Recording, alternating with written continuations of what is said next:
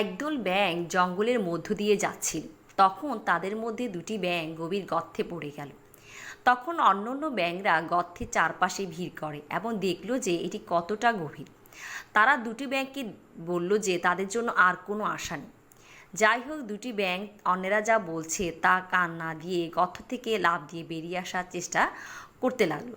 তাদের চেষ্টা করতে দেখেও ব্যাঙের দলটি তখনও তাদের বলতে থাকে তাদের হাল ছেড়ে দেওয়া উচিত, তারা কখনোই গর্ত থেকে বের হতে পারবে না।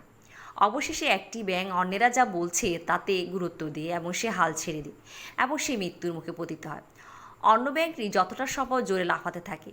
আবার ব্যাঙের ভিড় তাকে চিৎকার করে হাল ছেড়ে দিতে বলে, কিন্তু সেই ব্যাঙটি আরও জোরে লাফ দেয় এবং গর্তটি হতে বের হয়ে আসে। সে যখন বের হয়ে আসে তখন অন্য ব্যাঙগুলো এই ব্যাঙটিকে জিজ্ঞেস করে, তুমি কি আমাদের কথা শুনতে পাওনি? ব্যাঙটি তাদের বলে যে সে বধির। তার কাছে মনে হয়েছে তারা তাকে সম্পূর্ণ সময় উৎসাহিত করেছে। নৈতিক মানুষের কথা অন্যের জীবনে বড় প্রভাব ফেলতে পারে। আপনার মুখ থেকে বের হওয়ার আগে আপনি যা বলছেন তা ভেবে দেখুন, এটি জীবন ও মৃত্যুর মধ্যে পার্থক্য করে দিতে পারে।